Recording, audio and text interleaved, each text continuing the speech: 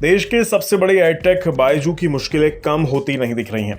कभी वर्चुअल पढ़ाई का चमकता सितारा अब गर्दिश के ऐसे दौर में पहुंच गया है जहां से इसके लिए उभरना सबसे बड़ी चुनौती है। एक तरफ बायजू बड़ी मुश्किलों में फंसी है, दूसरी तरफ बायजू के फाउंडर और सीईओ बायजू रविंद्रन के लिए भी हालात अच्छे नहीं हैं। क्या है पूरा मामला, चलिए बताते हैं आपको इस रिपोर्ट में। असल में बायजू से जुड़ी एक बड़ी खबर सामने आ रही है। कॉर्पोरेट अफेयर्स मिनिस्ट्री ने बायजू के बहीखातों की जांच पड़ताल करने के आदेश दे दिए हैं। बेंगलुरु की think and learn private limited Byju's brand नाम से एडटेक का कारोबार चलाती है। इसके खातों की जांच कॉर्पोरेट अफेयर्स मिनिस्ट्री ने अब शुरू कर दी है।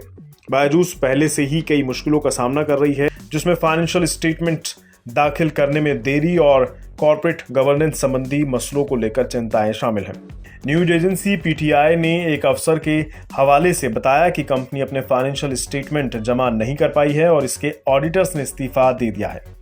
ऐसे में इन घटनाओं को देखते हुए मिनिस्ट्री ने इसकी जांच करने का फैसला किया है। इस महीने की शुरुआत में कॉर्पोरेट मिनिस्टर ने हैदराबाद में रीजनल डायरेक्टर से कहा था कि वे कंपनी का इंस्पेक्शन करे। कंपनी का रजिस्टर्ड ऑफिस बेंगलुरु में है। अफसर ने यह भी कहा है कि इंस्पेक्शन रिपोर्ट के बाद ही कंपनी पर क्या एक्शन लिया जाना है, इसका फैसला किया जाएगा। कंपनी में मची उथल पुथल का असर एडटेक एंटरप्रेन्योर बायजू रविंद्रन की वेल्थ पर भी पड़ा है। 3 साल पहले बायजू रविंद्रन अरबपतियों के क्लब में शामिल हुए थे और अब वे इस लिस्ट से बाहर हो गए हैं। यह ऐसे हुआ कि नीदरलैंड की पॉर्श ने हाल में खुलासा किया कि उसने बायजूस में अपने 9.6% स्टेक को राइट डाउन कर दिया है और ये इन्वेस्टमेंट स्टेक अब 49.3 करोड़ डॉलर रह गया है। इससे बायजूस रविंद्रन की बायजू की वैल्यूएशन भी घटकर 5.1 अरब डॉलर पर आ गई है, जो कि पिछले साल की 22 अरब डॉलर की पीक वैल्यूएशन के मुकाबले 77% है। अब इसका असर ये हुआ कि रविंद्रन के बायजू में 18% स्टेक की वैल्यू घटकर 1 अरब डॉलर के नीचे आ गई है।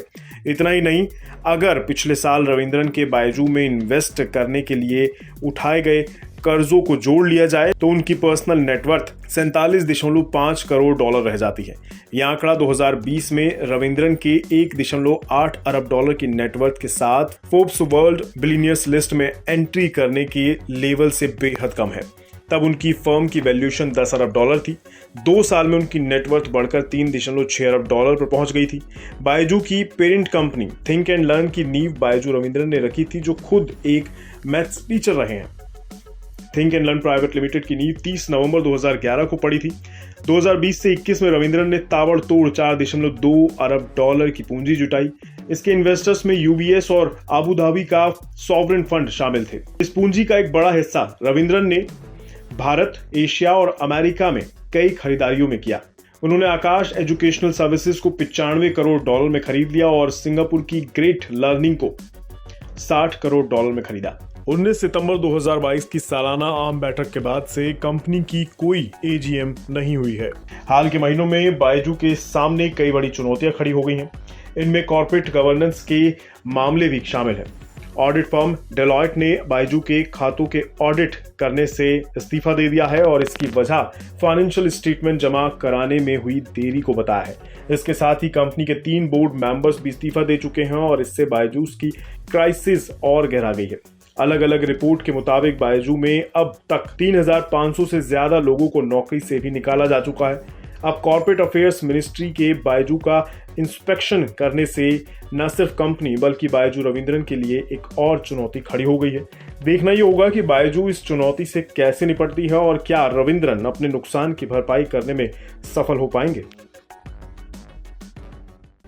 बिज़नेस प्रीमियम, यहाँ आपको मिलेंगे ढेरों फायदे, तो आज ही YouTube पर ज्वाइन करें। बिज़नेस प्रीमियम मेंबरशिप 159 रुपए से शुरू।